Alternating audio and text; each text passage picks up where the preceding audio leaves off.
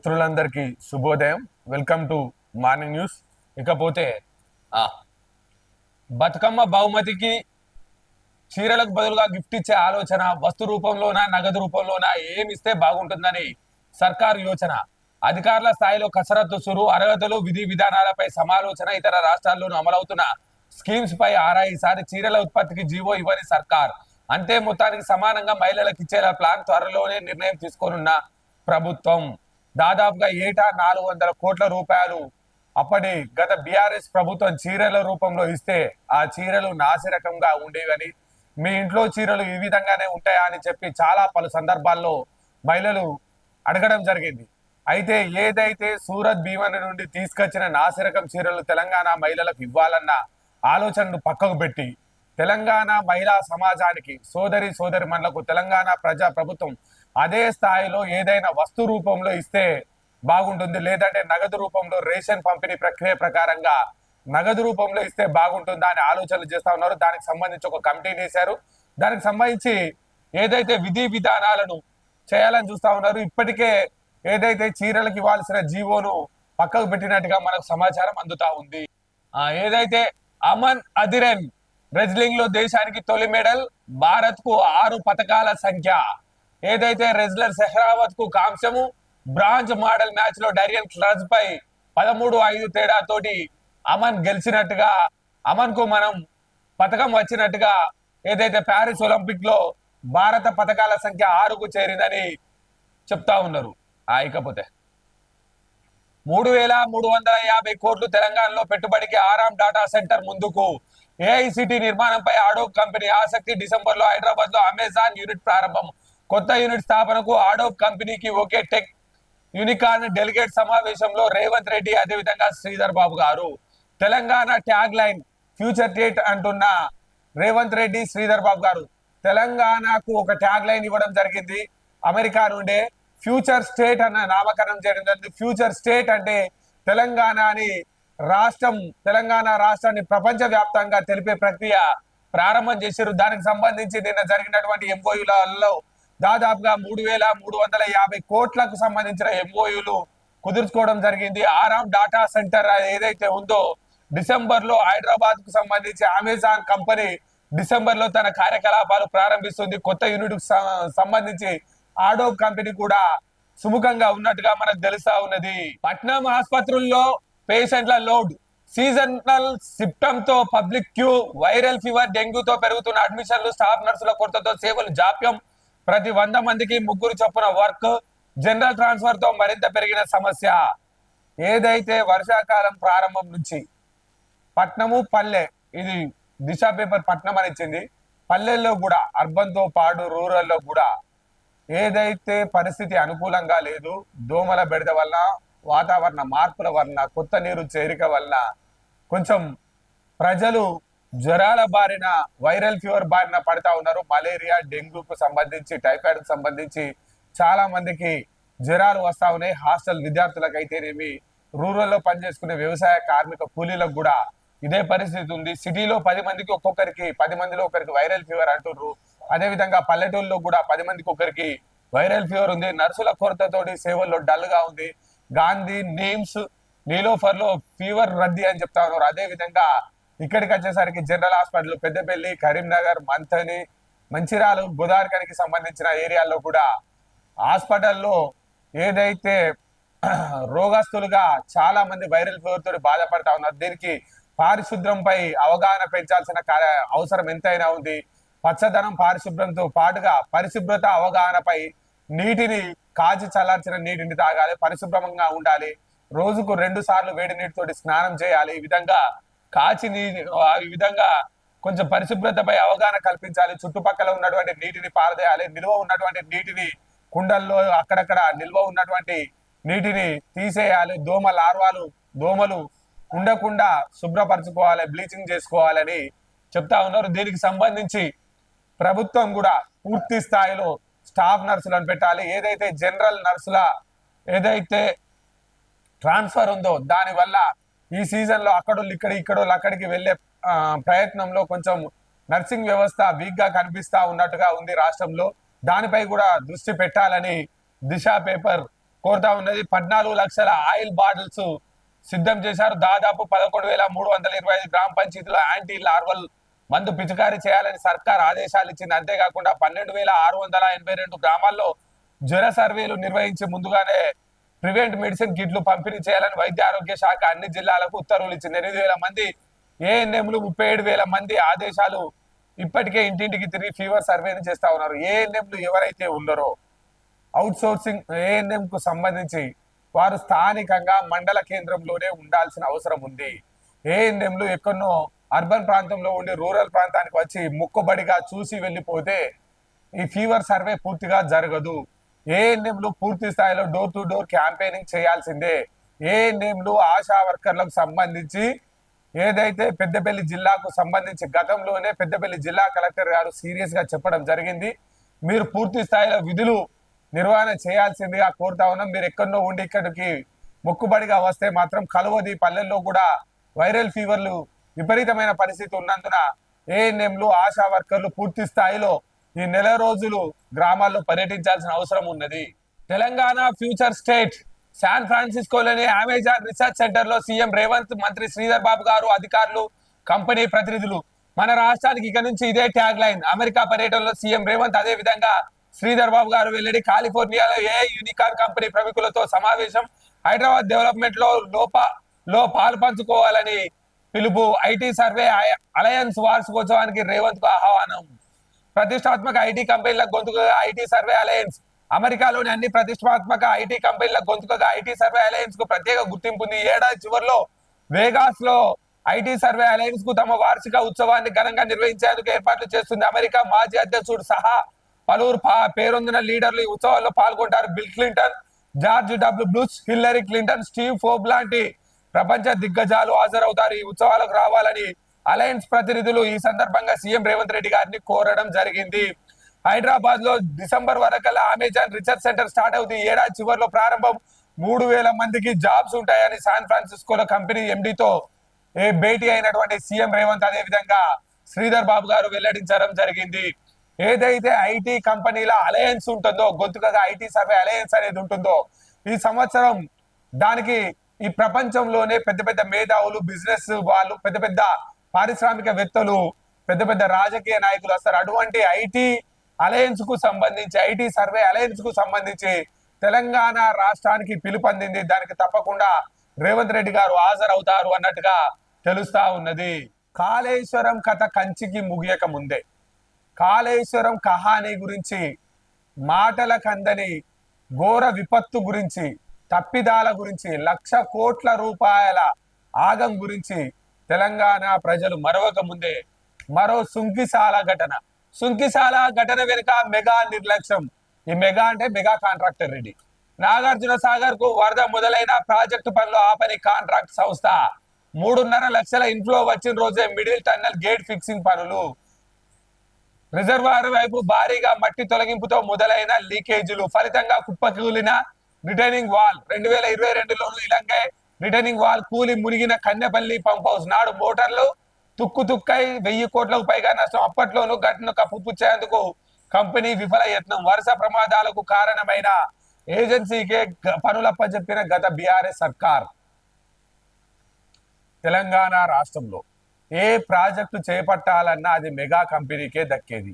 Mega కంపెనీకి ఎటువంటి tender లేకుండా, ఎటువంటి నోటిఫికేషన్ లేకుండా, ఏదైతే నామినేషన్ పద్ధతిలో ఇచ్చినటువంటి సుంకిశాలకు సంబంధించి హైదరాబాద్ వాసులకు నీరు అందించాలి అంటే నాగార్జున సాగర్ ఫేజ్ 2 కు సంబంధించి లోయర్ లెవెల్లో నుంచి వాటర్ను గనక 510 అడుగుల కింది స్థాయి నుంచి మనం వాటర్ను గనక హైదరాబాద్ వాసులకు ఓ పైప్ లైన్, సొరంగం ద్వారా పైప్ లైన్ కనుక వేసినట్లయితే హైదరాబాద్ కు రానున్న కాలంలో నీటి కష్టాలు తీరుతాయన్న ఉద్దేశంతో, ప్రధాన ఉద్దేశంగా దాన్ని చూపిస్తూ కాసుల కక్కుర్తితోటి ఏర్పడినటువంటి సుంకిశాల మెగా నిర్లక్ష్యం.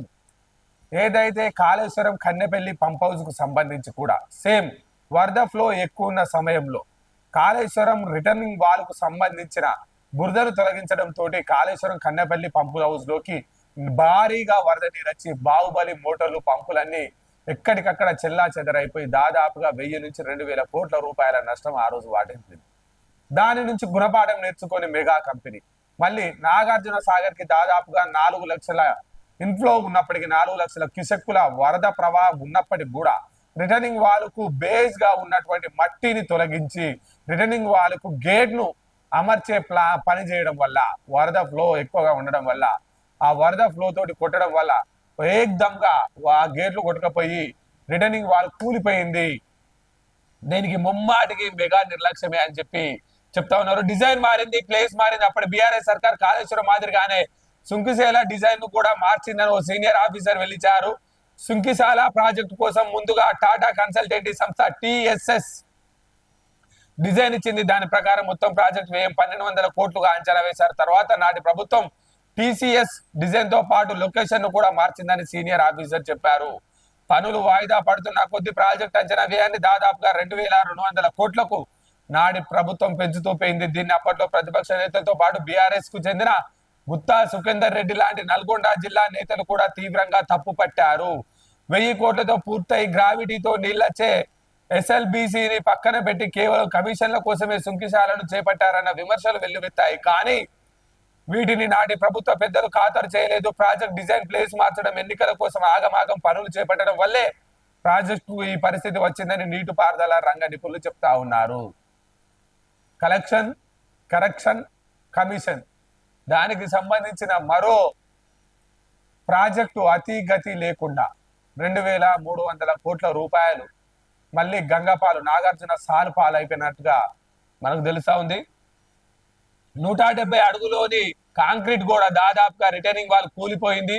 పనుల నాణ్యత లోపమే దీనికి కారణమవుతుండగా ఆగస్టు 2న జరిగిన ఈ ఘటనను సంస్థ కావాలని కప్పుపుచ్చినట్లుగా తెలుస్తుంది. కాళేశ్వరం ప్రాజెక్టులో ఇదే మెగా ఇంజనీరింగ్ కంపెనీ నిర్వహించిన కన్నెపల్లి పంప్ హౌస్ 22/14న వచ్చిన గోదావరి వరదలకు నీట మునిగిన సంగతి తెలిసిందే. అప్పట్లోని ఇలాగే రిటర్నింగ్ వాల్ కూలి మోటార్లు పడడంతో సుమారు 1000 కోట్లకు పైగా నష్టం వాటింది. నాడు ఘటనపై గోప్యత పాటించిన కాంట్రాక్టర్ సంస్థ ఇప్పుడు కూడా అదే రూటు ఎంచుకుంది. ఇలాగా గత బీఆర్ఎస్ సర్కారు హయాంలోనూ మెగా ఇంజనీరింగ్ చేపట్టిన ప్రతి నాసి రకం పనుల వలన పంప్ హౌస్లతో పాటు రిజర్వాయర్లు, కెనాల్స్ తిన్నప్పటికీ ఆ సంస్థపై నాటి సర్కార్ కనీస చర్యలు తీసుకోలేదని మనకు ఏదైతే వెలుగు దినపత్రిక చెప్తా ఉంది. ఇకపోతే సుంకిశాల ఘటనకు కారణం ఆగమాగం పనులే. రాష్ట్ర సర్కార్ నిర్లక్ష్యంతో గోడ కూలింది. ప్రమాదాన్ని ఎందుకు దాచారు? సిట్టింగ్ జడ్జితో విచారణ జరిపించాలి. ఎవరు? కేటీఆర్ అన్నాడు. ఇకపోతే దాని కౌంటర్ గా మీరు తప్పులు చేసి మాపై నిందల. సుంకిశాల ఘటనపై కేటీఆర్ క్షమాపణ చెప్పాలి. సీఎం బట్టి విక్రమార్క డిమాండ్. డెడ్ స్టోరేజ్ వద్ద ప్రాజెక్ట్ ను చేపట్టింది మీరు కాదా? నిర్మాణంలో క్వాలిటీ పాటిస్తే ఎందుకు కూలేది?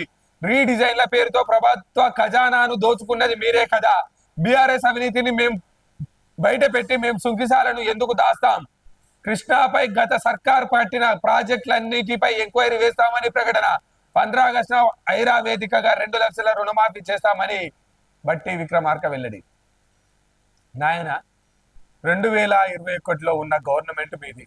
2021లో ఎస్ఎల్బిసికి ఇవ్వకుండా 1000 కోట్లతోటి కెనాల్ లైనింగ్ పనులు పూర్తి చేస్తే నీరందే కార్యక్రమాన్ని పక్కకు పెట్టి నాగార్జున సాగర్ ఫేజ్ 2 కింద డెడ్ స్టోరేజ్ నుంచి ఏదైతే లైనింగ్ పనులు చేస్తామని సుంకిశాల ప్రాజెక్టును ఇచ్చిన అమైన్మెంట్ ఆర్డర్ ను మార్చి వేరే ప్రదేశాన్ని చూపించి 1000 కోట్లతోటి పూర్తయ్యే వ్యవస్థను 2300 కోట్లకు తీసుకొచ్చి 2021 నుంచి 2023 వరకు ఆ పనులు సాగించింది మీ ప్రభుత్వంలోనే. మీ ప్రభుత్వంలో టెండర్ అయితే మీ ప్రభుత్వంలో అగ్రిమెంట్ చేస్తారు. మీ ప్రభుత్వ కాలంలో 2 సంవత్సరాల కాలంలో సుంకిశాల ప్రాజెక్టు పనులు నత్తనడక నడుస్తూ నాణ్యతకు తిలోదకాలిస్తూ ఇప్పుడు రిటైనింగ్ వాల్ గోడ కూడడానికి ప్రధాన కారణమైన మీరు మళ్ళా సుంకిశాల మీద కాంగ్రెస్ ప్రభుత్వాన్ని అంటారా? సుంకిశాలే కాదు, కృష్ణా రివర్ మీద జరుగుతున్నటువంటి ఏ ఒక్క ప్రాజెక్టుకు సంబంధించి లైనింగ్ సంబంధించిన ప్రతి కార్యక్రమం పైన కూడా ప్రభుత్వం సిట్టింగ్ జడ్జి తోటి విచారణ జరిపిస్తా ఉంటది. మీ అరాచకాలు, మీ కమిషన్ దందాను పూర్తి స్థాయిలో బయటికి తీసుకొస్తుందని చెప్పి బట్టి విక్రమార్క గారు చెప్పడం జరుగుతా ఉంది.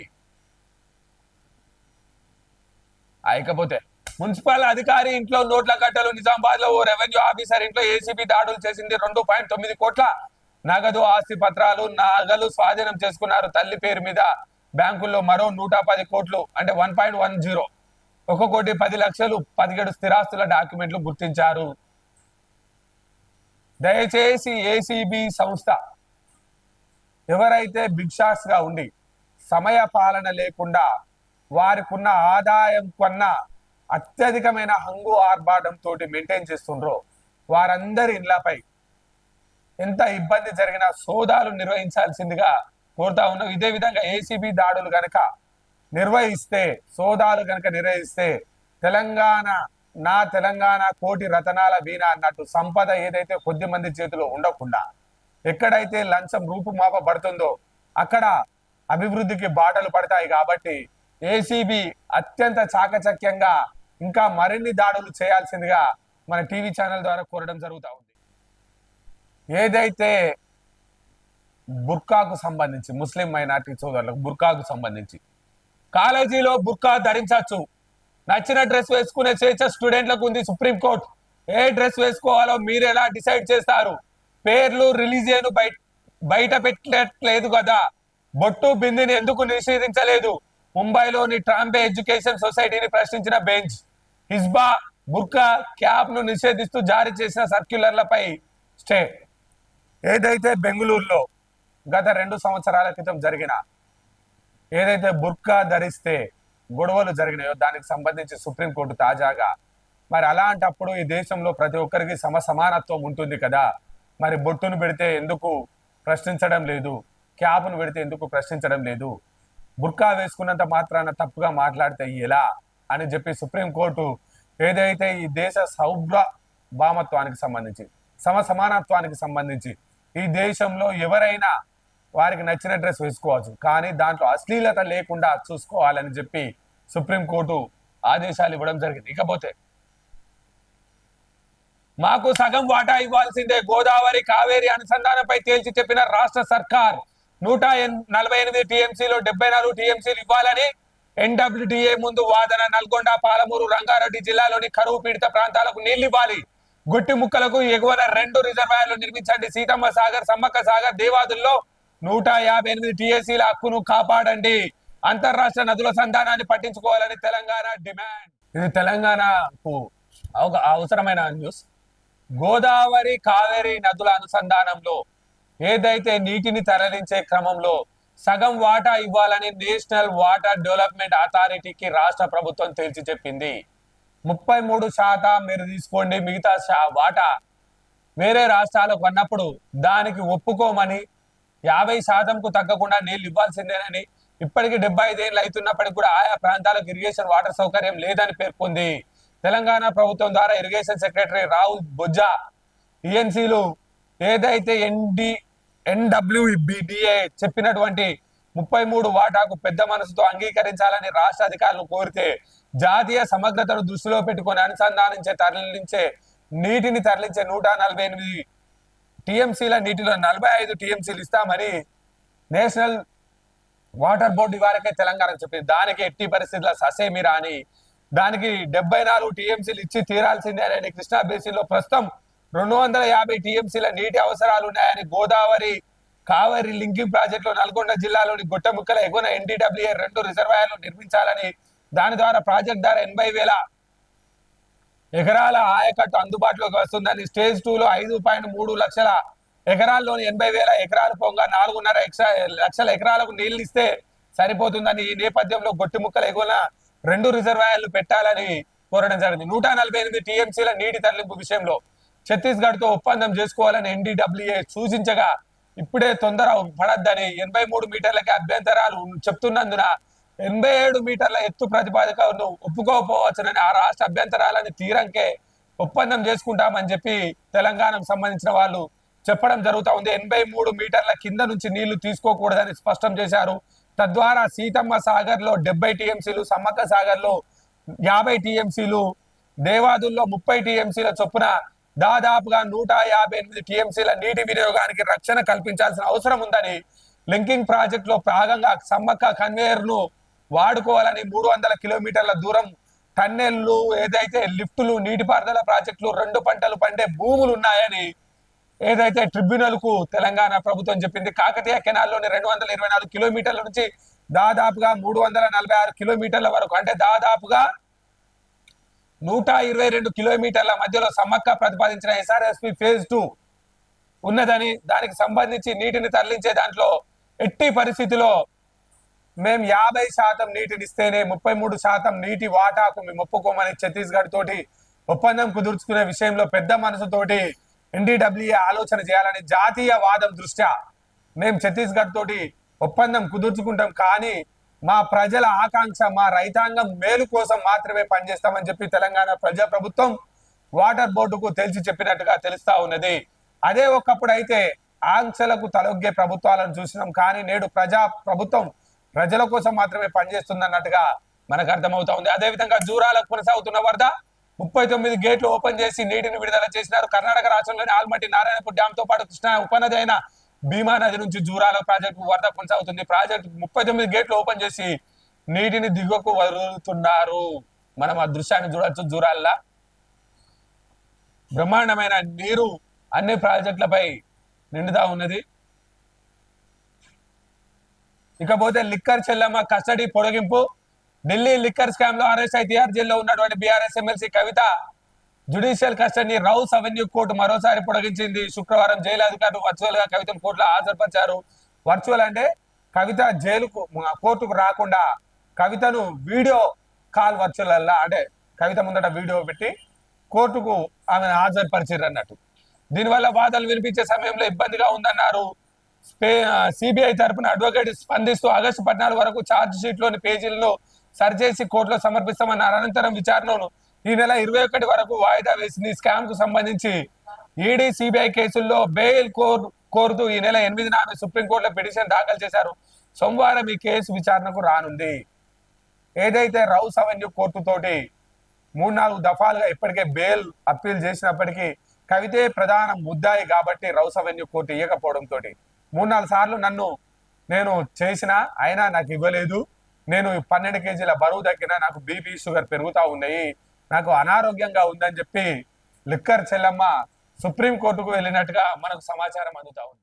గత సంవత్సరం వరదల కారణంగా ఏదైతే మంచిర్యాలలో కని విని ఎరగని నష్టం జరిగింది, ఏదైతే కాళేశ్వరానికి సంబంధించి సుందిళ్లకు సంబంధించిన బ్యాక్ వాటర్ కడెం ప్రాజెక్ట్ గేట్లు ఎత్తడంతో ఎల్లంపల్లి గేట్లు ఎత్తడంతో వాటర్ ఏదైతే బ్యాక్ వాటర్ మంచిర్యాల వాసులను కలిచివేసి ఒక్కో అపార్ట్మెంట్ లోకి దాదాపుగా పూర్తి స్థాయిలో కింది స్థాయి అపార్ట్మెంట్ల మొత్తం బురదమయం అవడంతో మంచిర్యాల వాసులు అకాల నష్టాన్ని చవిచూడడం జరిగింది. అప్పటి ప్రభుత్వం మంచిర్యాల వాసులకు ఎటువంటి సహాయం అందించలేదు. అయినప్పటికీ కూడా మంచిర్యాల ప్రజలు ఆ కష్టాల నుంచి తేరుకొని ఒక్కొక్కరిగా సహాయం చేసుకొని ఆ బురద ప్రాంతాలన్నీ శుభ్రం చేసుకొని మళ్ళీ future city of Mancherial, future city of తెలంగాణగా మంచిర్యాల ఎదిగేందుకు దోహదపడ్డది. దానికి సంబంధించి ప్రజాప్రభుత్వం మంచిర్యాల ముంపునకు చెక్, రాళ్లవాగుకు ప్రొడక్షన్ వాల్ నిర్మించేందుకు చర్యలు, సుందిల్లా బ్యాక్ వాటర్ తో ప్రతి ఏడాది మునుగుతున్న కాలనీలు రక్షణ గోడ నిర్మించాలని కోరిన ఎమ్మెల్యే ప్రజలు 236 కోట్లతో ప్రపోజల్స్ పంపిన ఆఫీసర్లు, బడ్జెట్ లో 100 కోట్లు కేటాయించిన ప్రభుత్వం. మొన్న ఏదైతే బడ్జెట్ లో మంచిర్యాల వాసుల కళ కోసం మంచిర్యాలకు సంబంధించి బ్యాక్ వాటర్ ముంపు గురవుతున్నటువంటి మంచిర్యాల ప్రజల కోరిక మేరకు మంచిర్యాల ఎమ్మెల్యే ఏదైతే ప్రపోజల్ ఇచ్చిండో దానికి సంబంధించి మంచిర్యాల వాసులకు 100 కోట్లతోటి రాళ్లవాగుకు ప్రొడక్షన్ వాల్ ఏదైతే బ్యాక్ వాటర్ ఇటు కొట్టకుండా మంచిర్యాల వాసులకు ఇబ్బంది పెట్టకుండా ప్రొడక్షన్ వాల్ నిర్వహించే కార్యక్రమం చేస్తుంది. దానికి సంబంధించి 230 కోట్ల రూపాయల అంచనాలతోటి ఏదైతే ప్రభుత్వానికి సిఫారసు చేశారో దాంట్లో మొదటి విడతగా 100 కోట్ల రూపాయలను బడ్జెట్ లో కేటాయించడం జరిగింది. ఆ తర్వాత మళ్ళీ పనుల కార్యక్రమంలో మిగతా డబ్బులు కేటాయించే అవకాశాలను పరిశీలిస్తున్నారు. నీట మునిగిన మంచిర్యాల రామ్నగర్, ఒకప్పుడు మంచిర్యాల సంబంధించిన సిటీ, ఫ్యూచర్ సిటీ ఆఫ్ తెలంగాణగా ఉన్నటువంటి మంచిర్యాల ఈ పరిస్థితి ఉండే గతంలో. గతేడాది అసెంబ్లీ ఎన్నికలను దృష్టిలో పెట్టుకుని బీఆర్ఎస్ సర్కార్ హడావుడిగా రాళ్లవాగుకు కరకట్ట ప్రపోజల్ తయారు చేసింది. 22-23 సంవత్సరాల్లో వచ్చిన వరదను పరిగణలోకి తీసుకున్న ఇరిగేషన్ ఆఫీసర్లు 236 కోట్లతో అంచనాలు రూపొందించారు. కార్మెల్ స్కూల్ దగ్గర నుంచి గోదావరి వరకు కరకట్టల నిర్మాణానికి ప్లాన్ రెడీ చేశారు. కాంగ్రెస్ ప్రభుత్వం అధికారంలోకి వచ్చిన తర్వాత ఫిబ్రవరిలో జరిగిన అసెంబ్లీ సమావేశాల్లో కరకట్టాల అంశాన్ని మంచిర్యాల ఎమ్మెల్యే కుక్కిరాల ప్రేమ్ సాగర్ రావు ప్రస్తావించారు. ఈ మేరకు ప్రభుత్వం 24-25 సంవత్సరం బడ్జెట్ లో 100 కోట్లను కేటాయించింది. కరకట్టల కోసం రాళ్లవాగుకు 2 వైపులా భూములు సేకరించాల్సి ఉంటుంది. దీంతో తక్కువ ఖర్చుతో ప్రొడక్షన్ వాల్ నిర్మాణానికి ప్రభుత్వం మొగ్గు చూపుతున్నట్లుగా సమాచారం. దీంతో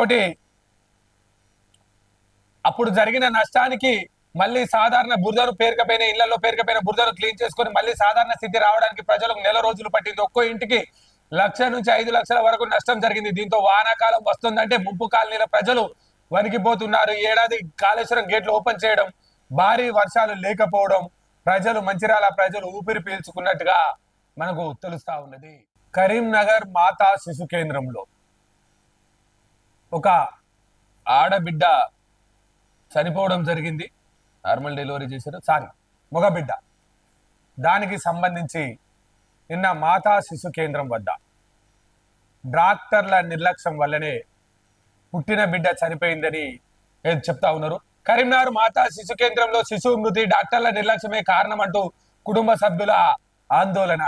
ఏదైతే డాక్టర్ల సూచనలతోటి నర్సులే ఆపరేషన్ చేశారని, నార్మల్ డెలివరీ కోసం పిండాన్ని ఎక్కువసేపు లోపల ఉంచారని, తరువాత నార్మల్ డెలివరీ కాకపోవడంతో చివరి క్షణంలో శస్త్రచికిత్స చేసి మగబిడ్డను బయటకు తీశారని, తీసిన తర్వాత మగబిడ్డ కొద్దిసేపటి తర్వాత ఒక 2-3 గంటల తర్వాత చనిపోయిందని చెప్తా ఉన్నారు. దానికి కారణం నార్మల్ డెలివరీ కోసం లేట్ చేయడం వల్ల, సమయానికి డాక్టర్ ఏదైతే ఆపరేషన్ చేసే డాక్టర్ అందుబాటులో లేకపోవడం వల్ల అక్కడున్న స్టాఫ్ నర్సులతో ఆపరేషన్ చేయించారన్న ఏదైతే వారు కుటుంబ సభ్యులు ఆందోళన చేస్తా ఉన్నారు. దీనిపై కరీంనగర్ డిఎంహెచ్ఓ గారు వెంటనే స్పందించి కరీంనగర్ మాతా శిశు కేంద్రంలో ఏదైతే మగబిడ్డ మరణంకు సంబంధించి పూర్తి స్థాయిలో విచారణ చేయాల్సిందిగా ఏదైతే విలపిస్తున్న వారి తరపున మనం డిమాండ్ చేయడం జరుగుతాం. డాక్టర్లు వస్తున్నారా, ట్రీట్మెంట్ అందుతుందా? ఓరుగల్లోని సర్కార్ హాస్పిటల్లో మంత్రులు, కలెక్టర్లు ఆరా.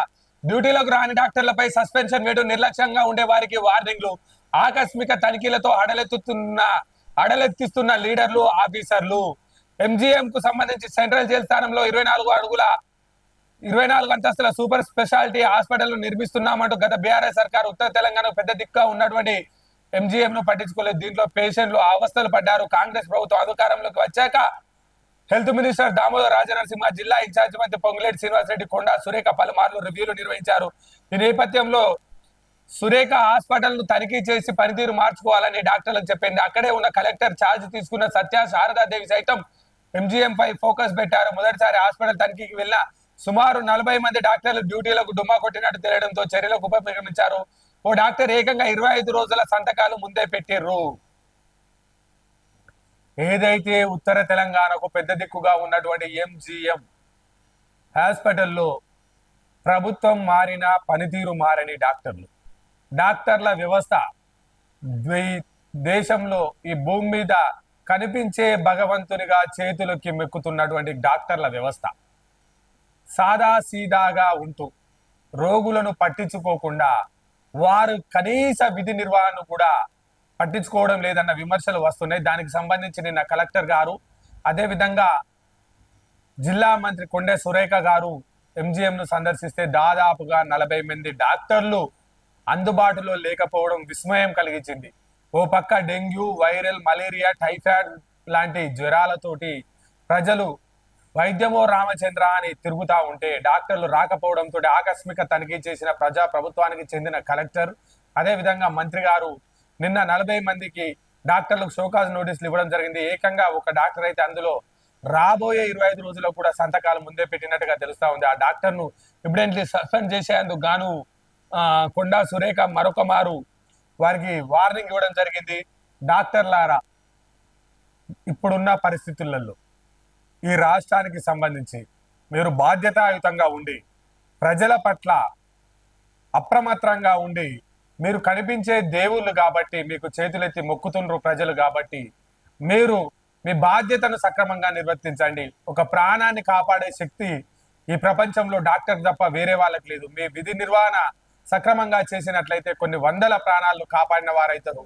కాబట్టి మీరు దయచేసి విధి నిర్వహణ పట్ల, అందరు డాక్టర్లు అనట్లేదు, చాలా మంది విధి నిర్వహణ సక్రమంగా చేసుకున్నప్పుడు కొంతమంది డాక్టర్ల పట్ల డాక్టర్ వృత్తికే మచ్చ వస్తుంది. కాబట్టి విధి నిర్వహణలో మీరు అప్రమత్తంగా ఉండాలి, అందరినీ ఆదుకోవాలని కోరుతా ఉన్నాం. లోకల్ న్యూస్ వచ్చేసి మంతని నియోజకవర్గ వ్యాప్తంగా ఏదైతే ఎక్కడికక్కడ సమస్యల పరిష్కారానికి నాంది చుట్టినటువంటి దుద్దిల్లా శ్రీనిబాబు గారు కమాన్పూర్ మండలానికి సంబంధించి పేరపల్లి, అదేవిధంగా రామగిరి మండలానికి సంబంధించి పన్నూరు గ్రామస్తులతో ఇదివరకే జననాడి కార్యక్రమాన్ని నిర్వహించి అధికారులను అప్రమత్తం చేసి ప్రజల పట్ల అవగాహనతోటి ప్రజా అవసరాల దృష్ట్యా ప్రజలకు మేలు రకంగా పాలన అందించే విధంగా ఏదైతే పనిచేస్తున్నారో దానికి సంబంధించే ఏదైతే నిన్న జననాడి కార్యక్రమాన్ని కూడా శ్రీకారం మళ్ళీ ముత్తారానికి సంబంధించి జననాడి కార్యక్రమాన్ని చేయడం జరిగింది. జననాడి కార్యక్రమానికి సంబంధించి దుద్దిల్ల శ్రీనుబాబు గారు ఏదైతే సమస్యల పరిష్కారం కోసమే జననాడి కార్యక్రమం రామకృష్ణాపూర్ లో జననాడి కార్యక్రమంలో పాల్గొన్న దుద్దిల్ల శ్రీనుబాబు మంత్రి నియోజకవర్గ ప్రజల సమస్యల పరిష్కారం కోసం జనవాడి కార్యక్రమాన్ని నిర్వహిస్తున్నట్టుగా శ్రీనుబాబు గారు చెప్పారు. నియోజకవర్గంలోని రామకృష్ణాపూర్ లో జరిగినటువంటి గ్రామ ప్రజల మధ్యలో జననాడి కార్యక్రమాన్ని చేపట్టి ప్రజల వద్ద నుంచి వినతులు స్వీకరించారు. సగానికి పైగా సమస్యలను అక్కడనే అధికారులతో మాట్లాడి పరిష్కరించారు. మిగిలిన వాటిని డైరీలో రాసుకొని వాటి పరిష్కారం కోసం కృషి చేస్తామని కిందనే ఏదైతే జనం మధ్యనే జనాలతో కూర్చొని జననాడి కార్యక్రమానికి సంబంధించి పరిష్కారం చేసే దిశగా చూడడం జరిగింది. జననాడి కార్యక్రమానికి సంబంధించి ఏదైతే ముత్తారం మండలం రామకృష్ణాపూర్ లో జరిగిన జననాడి కార్యక్రమంలో దుద్దిల్లా శ్రీనుబాబు గారు జనంతో మమేకమైనటువంటి దృశ్యాలను మనం చూస్తా ఉన్నాం. ఇప్పుడు